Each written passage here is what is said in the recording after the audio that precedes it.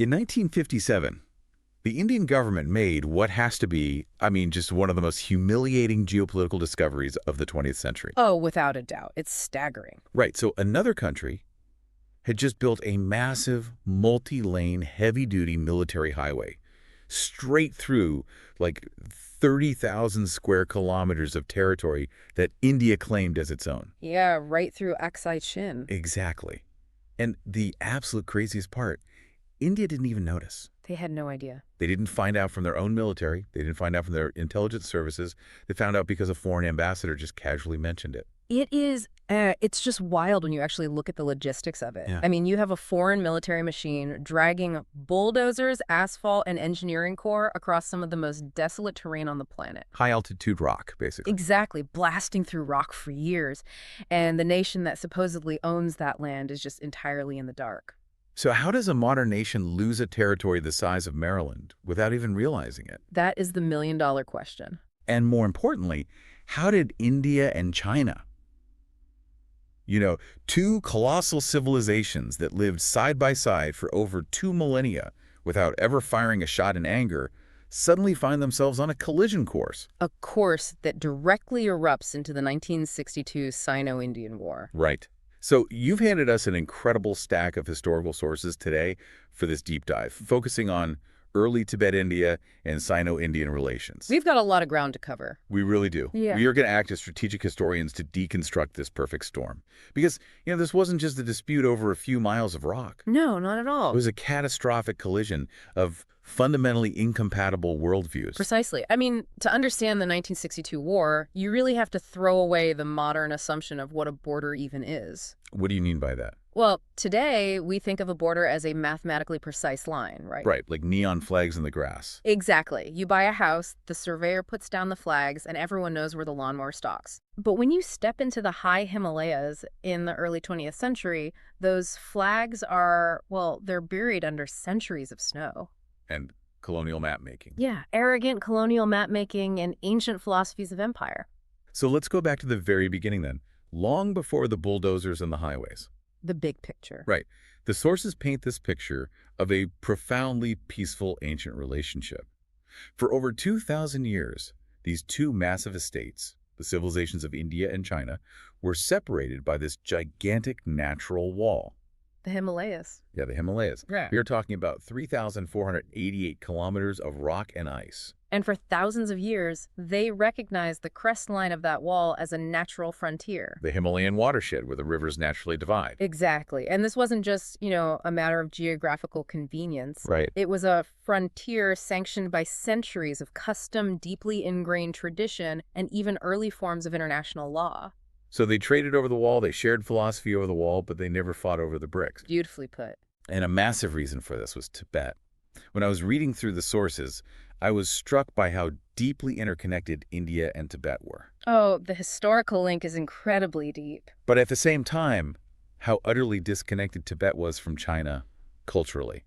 Buddhism is the obvious link, right? Yes, but the mechanics of how it spread, that's what usually blows people's minds. Yeah, it wasn't just one big wave of monks walking north. Right. It was two completely distinct, independent streams, and understanding this divergence is crucial for our framework. Okay, lay it out for us. So if you look at the Han Dynasty in China, around 206 BC to 221 AD, Indian Buddhism reaches China primarily via the sea route. Or overland through Afghanistan, right? Exactly. You have these legendary Chinese scholars and monks like Fahain and Huanxiang. Undertaking these epic journeys to India. Yeah, studying the texts and bringing them back to China. But Tibet gets its Buddhism through an entirely different channel. Entirely different. Tibetan Buddhism was seeded directly from the Indian subcontinent, mostly from Kashmir. Spearheaded by figures like Guru Padmasambhava. Yes, who is revered in Tibet as Rinpoche. And here is the geopolitical smoking gun from our sources. I love a smoking gun. What is it?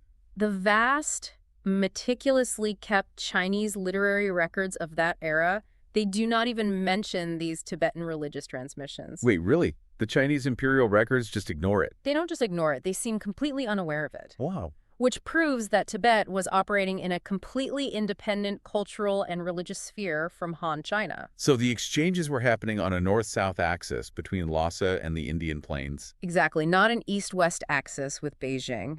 And you can see that north-south axis in the very building blocks of their communication, the language. The script is fascinating. I hadn't realized this, but the Tibetan script is based on India's ancient Brahmi script. Yeah, it uses an alphabet. It has vowels and consonants. It's phonetically constructed, Exactly. Now contrast that with the Chinese script, which is ideographic. based on characters from ancient pictograms. Right.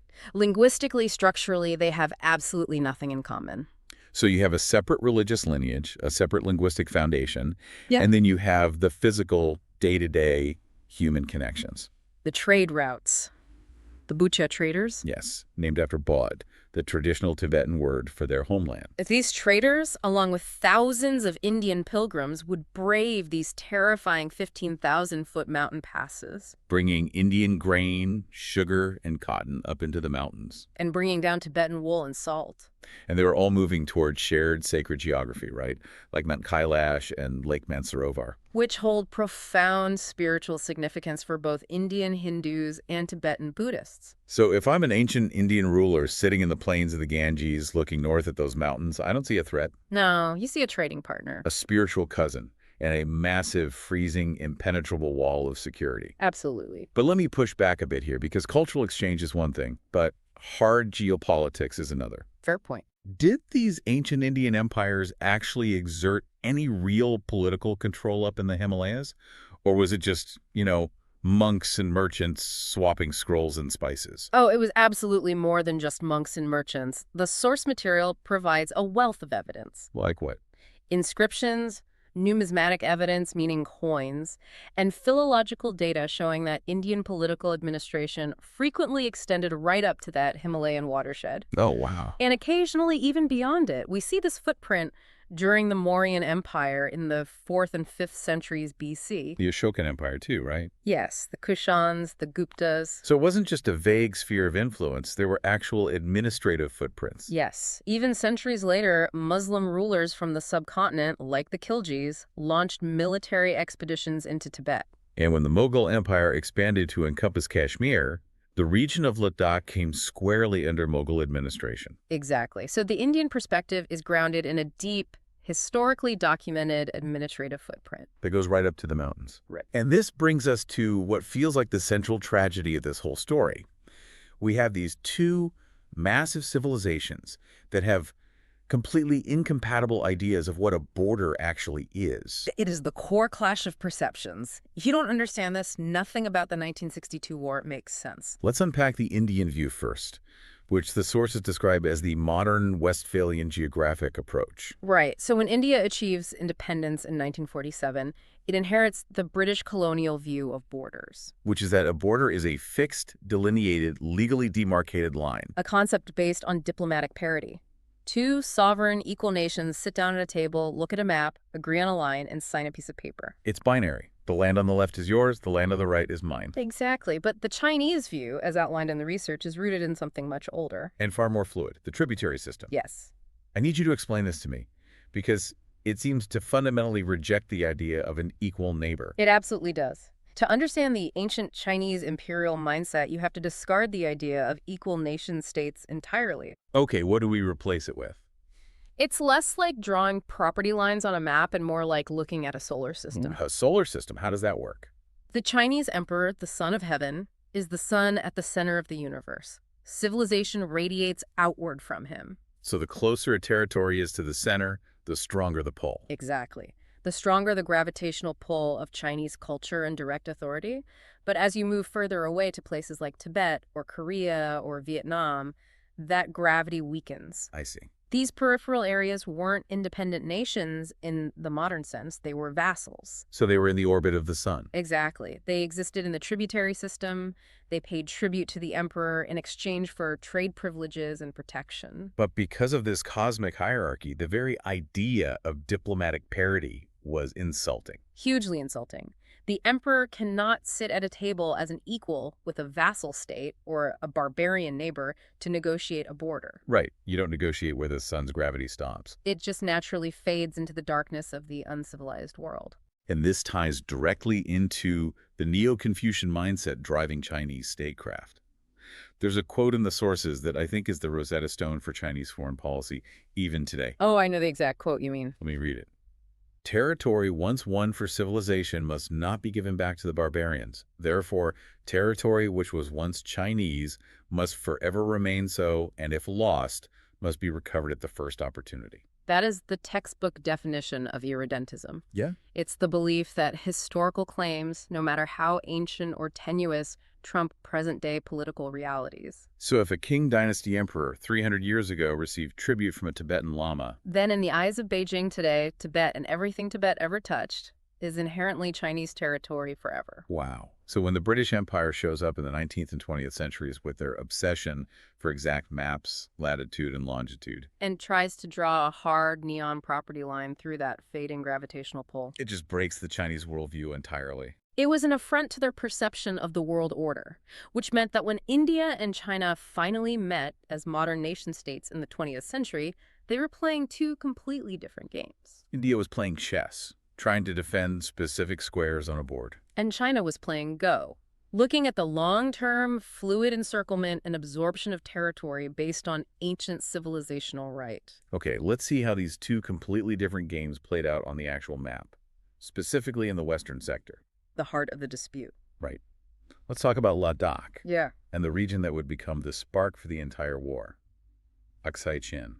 What does this terrain actually look like? It is some of the most unforgiving geography on Earth. We are talking about the Karakoram Range. Historically regarded as the traditional northern divide. Yes. It forms a genuine massive watershed separating the river systems that flow south into the Indian subcontinent from the rivers that flow north into Central Asia. South of this massive range is Ladakh. North of it is the Kunlun Range. And trapped in between those two mountain ranges to the far east is the Aksai Chin Plateau. And into this impossibly hostile terrain wander the British colonial map makers. Oh, yeah. And they leave behind an absolute cartographic mess.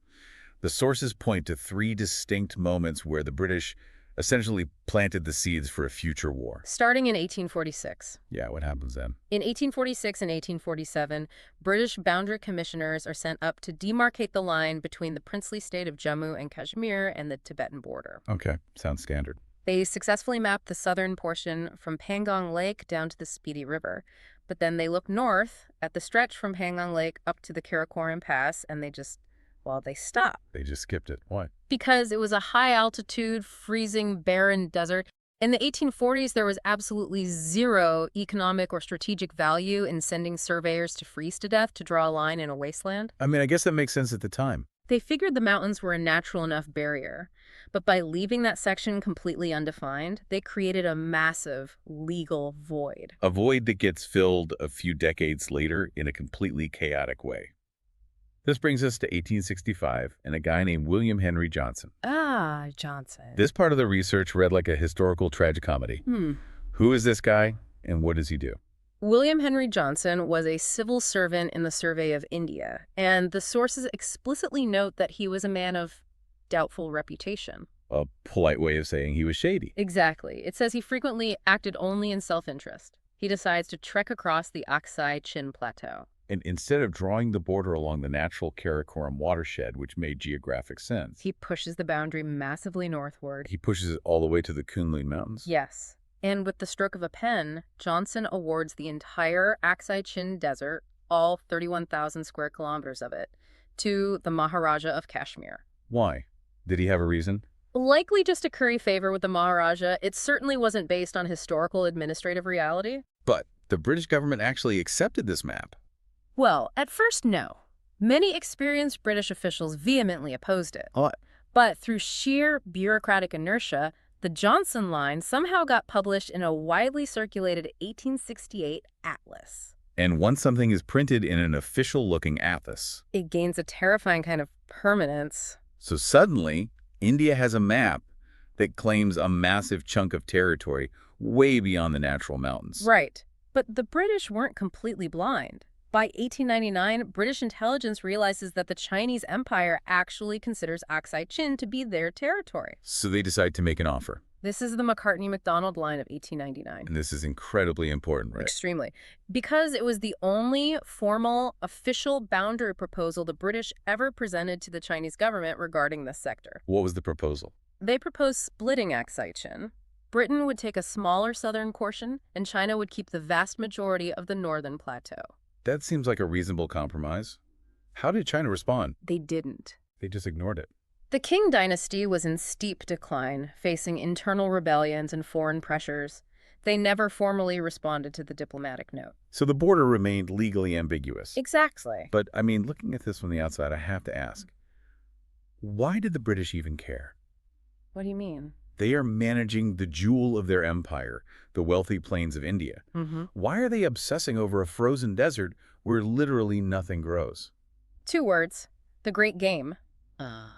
British strategic thinking in the late 19th century was entirely consumed by paranoia about the expanding Russian Empire. They were terrified that Russian troops would march down through Central Asia, cross the mountains, and threaten India. Exactly. Yeah. So Aksai Chin wasn't about land. It was about distance. Right. It was a buffer zone. In fact, in 1889, the British Viceroy of India, Lord Lansdowne, looked at the maps and explicitly stated that the land between the Karakoram and Kunlun ranges was of absolutely no value to Britain. Okay. He actually wanted to encourage the Chinese to advance and claim that no man's land. Wait, what? The British Viceroy wanted China to take the land? Yes, because a weak Chinese presence in Aksai Chin was better than a strong Russian presence. Wow.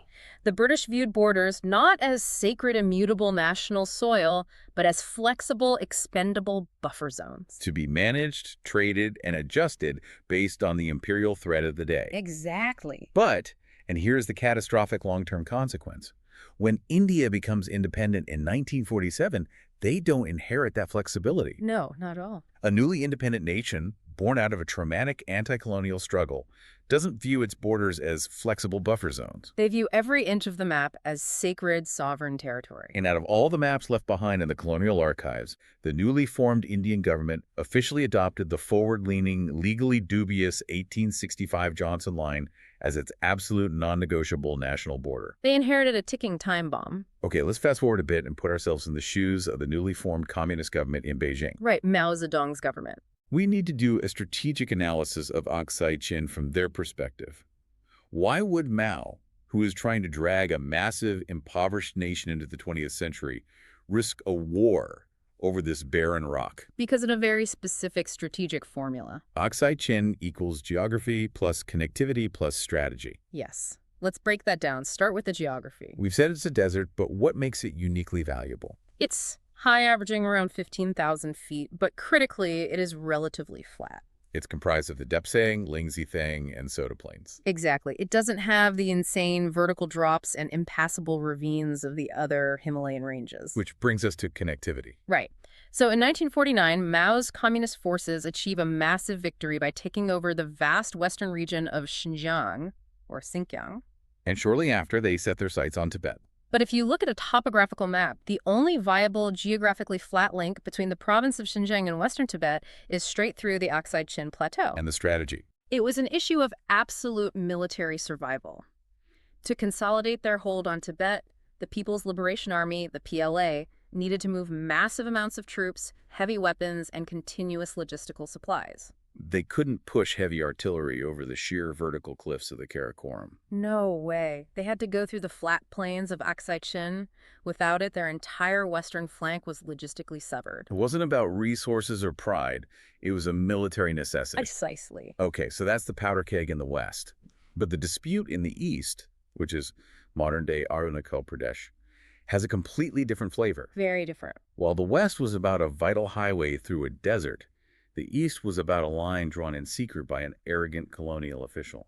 Let's look at the Eastern Sector issue and the infamous 1914 Simla Convention. Yeah, this Simla Convention is just a masterclass in imperial hubris. So in 1914, representatives from British India, Tibet, and the newly formed Republic of China meet in Simla, India. And the British representative is the Foreign Secretary, Sir Henry McMahon.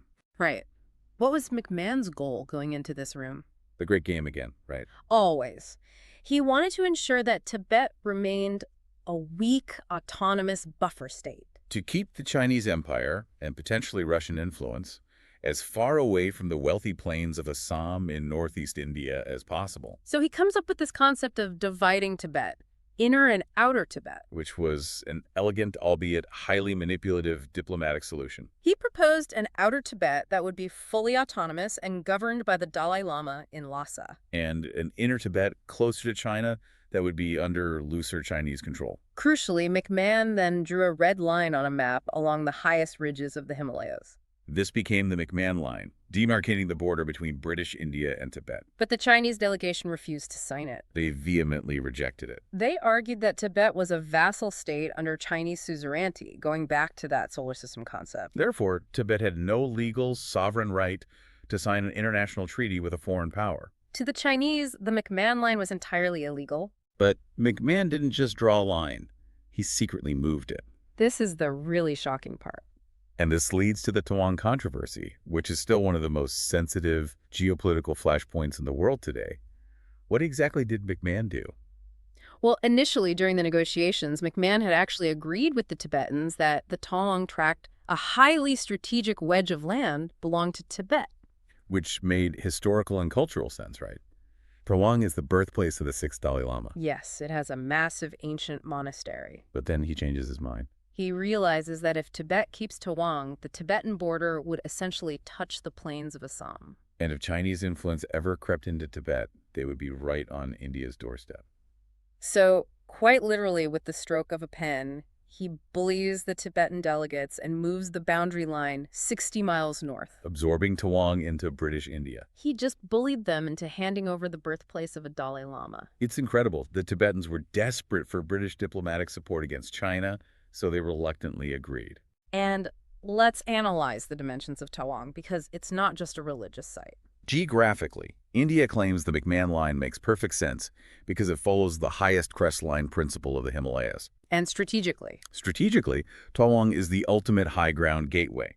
If a hostile military force holds Tawang, they have a direct downhill run into the Brahmaputra Valley. They can threaten the entirety of Northeast India. But the craziest part of the Simla Convention, to me, isn't even the bullying. It's the aftermath. Secrecy. Yes. The British were apparently so legally embarrassed by how McMahon handled this, getting the Tibetans to sign without Chinese consent, that they kept the McMahon Line a secret. They absolutely did. They didn't publish it in treaties. They didn't put it on official maps. It sat in a drawer until 1937, when a British official quietly revised the maps to show the McMahon Line as the official border. So once again, we reached 1947. Independent India inherits a border in the east that was drawn in secret, legally disputed from day one, and deeply resented by China as an imperial insult. And India adopts it rigidly. They say, this is our sacred border. Which brings us to the most critical pivot point in this entire history. Our memory framework shifts from culture and boundary to Tibet and the trust gap. Because for decades, all these ambiguous lines, the Johnson line, the McMahon line, none of it really mattered. Because they weren't actually sharing a border with China. They were sharing a border with Tibet. Exactly. Tibet acted as a massive, independent, geographic buffer state, insulating India from the turmoil of the Chinese Civil War and the Communist Revolution. And that buffer vanished almost overnight. The Tibet question. October 1950. Mao Zedong has won the Civil War. He has declared the People's Republic of China. And one of his very first acts is to announce the liberation of Tibet. Liberation. I'm assuming that's the official Beijing reasoning. What were they supposedly liberating Tibet from? The official rhetoric was that they were reuniting with the motherland and liberating the Tibetan serfs from a feudal, theocratic system, while simultaneously eliminating foreign imperialist influence, meaning British and Indian ties. But the reality on the ground was a brutal military invasion. The PLA's 18th Army marched in from the Sichuan province. The Tibetan militia, poorly armed and vastly outnumbered, tried to make a stand at the border fortress of Chamdo. And it was a slaughter. The PLA crushed the defenders. The sources note that over 5,700 Tibetans were killed in the assault. And this military reality forces the political capitulation. We get the infamous 17-point agreement of 1951. The agreement for the peaceful integration of Tibet. Peaceful, right? The Tibetan delegation was summoned to Beijing. They were essentially held in isolation. They weren't allowed to communicate with the Dalai Lama's government in Lhasa. They didn't even have the authorized state seals to sign a treaty. The Chinese literally forged seals for them in Beijing. So it was signed under extreme duress. What did the agreement actually say? It offered a veneer of autonomy. It promised to maintain the Dalai Lama's political status and protect religious freedom. But the critical concessions were absolute.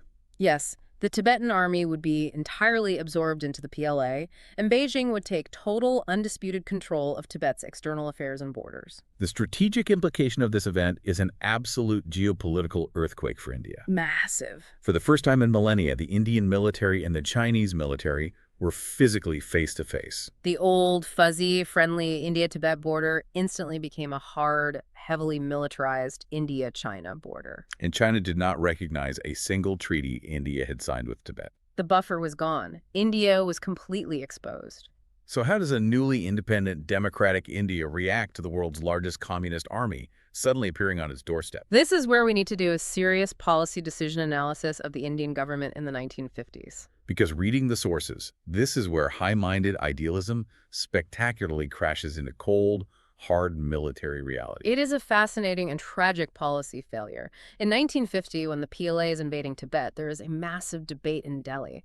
Right, there are high-level officials, including Sardar Vallabhbhai Patel, the deputy prime minister, who are deeply alarmed. They actually want to send Indian troops into Tibet to help defend Lhasa and maintain the buffer. But then the military leadership steps into the room. General K.M. Cariappa, the commander-in-chief of the Indian Army, provides a dose of brutal, unavoidable math. He tells the civilian leadership, "We cannot do this." India only had one single infantry battalion to spare. Because the rest of the army was heavily tied down dealing with the aftermath of partition and the conflict in Kashmir. One battalion against the entire PLA. And it gets worse. Cariappa points out that the Indian troops have absolutely no high-altitude winter clothing. They would freeze to death before they even fired a shot. Meanwhile, the PLA is fielding massive numbers of battle-hardened veterans from the Chinese Civil War. And they are armed to the teeth with modern American weapons they captured from the defeated nationalist KMT forces. But surely someone in the international community saw this happening. The Cold War is ramping up. The US and the UK must have been watching China expand with absolute dread. They were, and here is the tragic irony revealed in the sources. The United States and the United Kingdom actually offered to intervene. Really? Yes. President Harry Truman explicitly offered to provide heavy transport aircraft to airlift an entire Indian brigade directly to defend Chamdo. Wow. The British offered to unconditionally replace any weapons or ammunition that India gave to the Tibetan army. They handed them a military lifeline. Why didn't Prime Minister Jawaharlal Nehru take it? Because taking it violated his deepest ideological convictions. Nehru was an anti-colonial idealist. He had spent his life fighting British imperialism. The idea of partnering with Western imperial powers to fight a proxy war in Asia smacked of a neo-colonialist venture. Nehru's grand vision was to champion Asian solidarity. He genuinely believed that if India extended a hand of friendship, they could bring communist China peacefully onto the world stage and create a post-colonial Asian bloc. He assumed goodwill would generate goodwill, which leads directly to a policy of outright appeasement. India doesn't just stay neutral, they actively advocate for China. They went to extraordinary lengths, right? India sent medical teams to assist China during the Korean War. They aggressively championed China's entry into the United Nations, arguing they should get the permanent Security Council seat over the nationalists in Taiwan, despite heavy Western opposition. And Nehru personally introduced Chinese Premier Zhou Enlai to the Afro-Asian world at the Bandung Conference, granting him immense diplomatic legitimacy. And the crowning achievement of this idealistic policy was the 1954 Panchsheel Agreement, the 5 principles of peaceful coexistence. On paper, it sounds beautiful. Mutual respect for sovereignty, non-aggression, non-interference. But when you look at the strategic implications, it's a disaster. What did India actually give up in this treaty? India voluntarily surrendered every single geopolitical advantage they held in Tibet. They formally and officially recognized Tibet as an integral region of China. They gave up all the inherited British military, communication, and postal rights. They unilaterally withdrew their military garrisons from the Tibetan towns of Yatung and Giants. They gave up hard assets. What did they get in return? Did they get a formalized border agreement? Nothing. Wow. We have to evaluate the assumptions here. Nehru assumed that because the Panchsheel Agreement explicitly listed 6 specific mountain passes that would be used for trade and pilgrimage between India and the Tibet region of China, China was implicitly legally validating the border alignment through those passes. He assumed. But he didn't demand they put it in writing. He didn't want to provoke them by demanding a border settlement. The outcome was that China played a masterstroke of realpolitik. They got absolute international legitimization of their conquest of Tibet from Asia's largest democracy. They got the Indian military out of Tibet. And it wasn't just diplomatic cover. India actually helped feed the Chinese occupation, right? Yes. The PLA had poured so many troops into the barren Tibetan plateau that they had eaten through all the local grain reserves. The Chinese army was facing starvation. So India agreed to supply the PLA with massive shipments of rice routed through Sikkim to keep them fed. And China got all of this without conceding a single solitary inch on the border dispute. So we enter this era in the mid-1950s of Hindi Chini Bye-Bye, the brotherhood of India and China. Nehru is celebrated as a peacemaker. But what is China actually doing on the ground while India is celebrating this diplomatic victory? They were executing a masterclass in strategic long-term consolidation. While India was relying on polite diplomatic notes and assumptions of brotherhood, China was aggressively pouring concrete. Infrastructure breeds proximity, and proximity breeds friction. What were they building? Everything. They built a heavy-duty 3-ton capacity road right opposite the Northeast Frontier Agency, what we now call Arunachal Pradesh, south of the McMahon Line. They built feeder roads branching off directly to their forward border military detachments. They even began surveying a railway line all the way to Lhasa. And it wasn't just concrete and steel. They were engaging in deep demographic and psychological engineering of the Tibetan population. This is a crucial point often overlooked in the sources. The Chinese systematically identified hundreds of bright young Tibetans, specifically from the serf or peasant classes, people who had suffered under the old, rigid Tibetan nobility. They brought these youths to mainland China, gave them education, thoroughly indoctrinated them in Marxist-Leninist ideology, and then sent them back to Tibet. To serve as radicalized, loyal communist administrators. They were building a loyal local bureaucracy to cement their rule. The long-term consequence is glaringly obvious in hindsight. China masterfully used the peaceful bye-bye era of the 1950s to build a massive, robust logistical and military infrastructure right up to the very edges of the disputed claim lines. They were methodically preparing the theater for future military operations, while the Indian political establishment was essentially asleep at the wheel. Which brings us to the final phase of our historical timeline, the crisis. The trust gap finally collapses. And reading the sources, it's shocking how quickly the illusion of peace shattered. It wasn't one big event. It was a cascade of escalating border incidents. It starts incredibly early. In June 1954, literally weeks after signing the Lakhti-Panchsheel Agreement of peaceful coexistence, Chinese troops cross the Himalayan watershed and enter Indian territory at a place called Barahoti in Uttar Pradesh. Wait, weeks after signing a non-aggression pact, how did India react? They sent a diplomatic protest, and the Chinese response was chillingly casual. They essentially said, oh, we haven't formally fixed our borders with some of our neighbors yet, we're just patrolling. It was a clear signal that the treaties meant nothing regarding the actual map. Then comes the bombshell, the Aksai Chin Road, the one we talked about at the very beginning of the deep dive. Yes. Between 1954 and 1959, while maintaining the facade of brotherhood, China secretly built that massive military highway through Indian-claimed territory. When India finally caught wind of it in 1957 and sent reconnaissance patrols in 1958 to investigate, the Chinese captured them. They captured Indian soldiers on land India believed was its own sovereign territory. And while the border is heating up, the situation inside Tibet itself is boiling over. The Tibetans were realizing that peaceful integration meant the systematic destruction of their culture and religion. In April 1958, you have the Sunshwa incident in Qinghai province. This was a massive revolt, right? Why did it happen then? It was triggered by the forced implementation of socialist cooperatives. The Chinese authorities were forcing nomadic pastoralists, people whose entire way of life depended on moving their herds into stationary, state-controlled communes. Over 4,000 Tibetans and Salar people revolted. How did the PLA respond? With tens of thousands of Tibetans surrounded his summer palace to protect him. There was heavy, bloody fighting in the streets of Lhasa.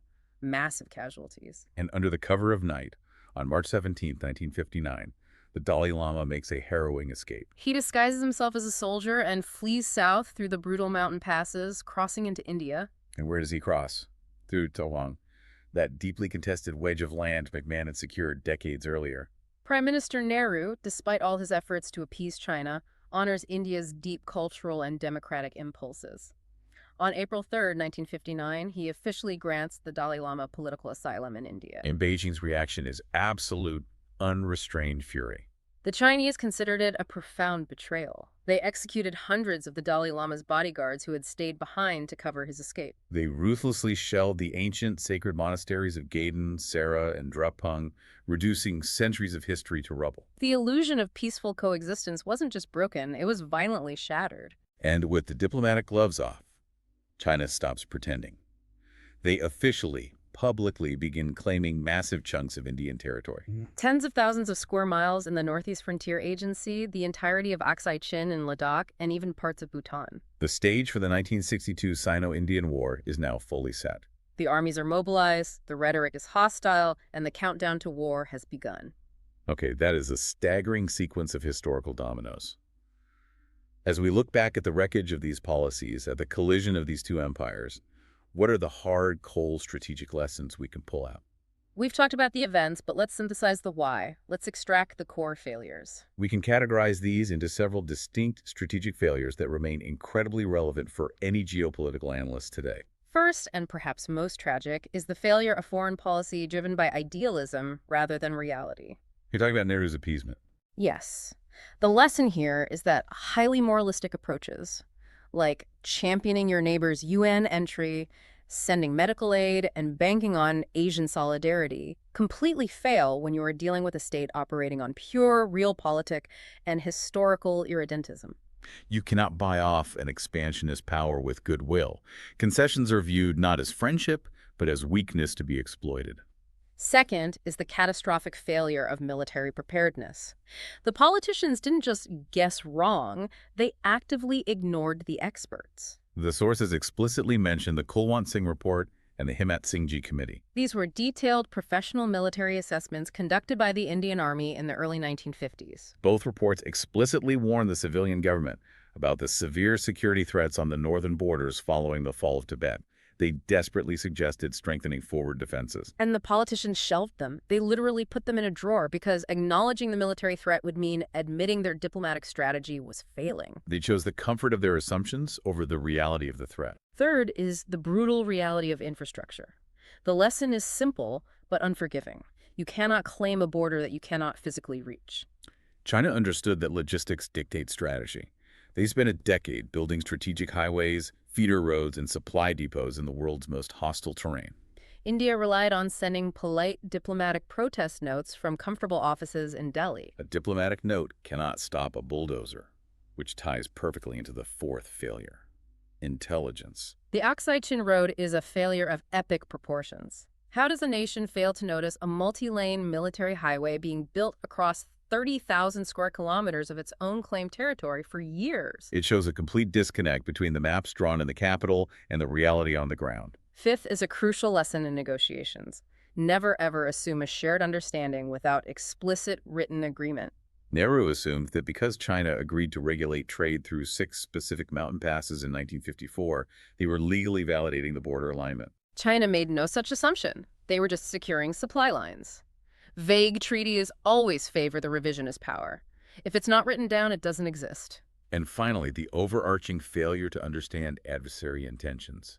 India mirror-imaged. They looked at China and saw another newly independent Asian nation that just wanted peace and development after centuries of imperialism. They completely failed to understand China's fundamental perception of itself.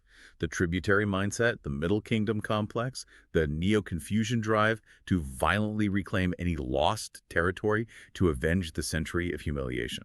When you synthesize all of this, the 2,000 years of cultural peace shattered by the collision of modern statehood and ancient imperialism, the arrogant British cartography leaving behind the Johnson and McMahon lines, the violent elimination of the Tibetan buffer state, and the fatal mismatch between Indian idealism and Chinese realpolitik, the tragedy of 1962 seems almost inevitable. It's a lot to process. Let's lock this knowledge in. I want to run through a quick mental download of the absolute critical markers on this timeline just to make sure we have the cause and effect perfectly aligned. Let's trace the dominoes one last time. The deep roots. 1914, the Simla Convention, where McMahon secretly draws his line and divides Tibet, planting the seed in the east. Then we jump to the modern era, 1947, India gains independence and rigidly adopts these colonial maps. 1949, Mao declares the People's Republic of China and takes over Xinjiang, creating the need for a road. The buffer falls. 1950, the PLA invades Tibet, crushing the defenders at Chamdo. 1951, the Tibetans are forced to sign the 17-point agreement under extreme duress. The fatal compromise. 1954, India signs the Panchsheel Agreement, giving up all leverage in Tibet for empty promises of peaceful coexistence. The betrayal. 1957 to 1958, India discovers the secret Aksai Chin Road, and their patrols are captured. And finally, the spark. 1959, the brutal suppression of the Lhasa uprising, the Dalai Lama's dramatic escape through Tawang, and the total collapse of the Sino-Indian relationship. And the personalities that drove this are just as vital to remember. You have Mao Zedong, operating on ruthless historical irredentism. Prime Minister Jawaharlal Nehru, blinded by post-colonial idealism. General K.M. Cariappa, the military realist whose warnings were ignored. Henry McMahon and William Henry Johnson, the colonial mapmakers who drew lines with arrogant disregard for the consequences. And the 14th Dalai Lama, whose flight to freedom triggered the final geopolitical rupture. Which brings us back to where we started, the Himalayas. I can't stop thinking about the physical reality of those mountains. The rock, the ice, the freezing wind. Those mountains haven't moved an inch in a million years. The physical geography is exactly the same today as it was when the Boche traders drove their yaks over the passes centuries ago. Yet the imaginary, invisible lines drawn over those very same rocks by colonial surveyors and later fiercely defended by modern politicians have caused endless human suffering. We've seen how the British Empire drew lines flexibly, treating massive landscapes as expendable buffer zones to manage imperial rivals. We've seen how a newly independent India interpreted those exact same lines as sacred, sovereign national soil that must be defended to the last drop of blood. And we've seen how a rising communist China viewed those lines as temporary, humiliating colonial insults that had to be aggressively erased to restore their ancient cosmic order. It forces us to confront a deeply unsettling geopolitical reality. Geography may be destiny, but maps are drawn by men. And it leaves you, the listener, with a final thought to mull over something profoundly relevant to the world we live in today. What happens to global stability when the physical geography of the world remains completely static, but the political will, the historical memory, and the military power to enforce ancient claims shifts overnight? That is the defining question of our era, not just in the Himalayas, but across the globe. Thank you for bringing these incredible sources to the deep dive. Until next time, look a little closer at the map.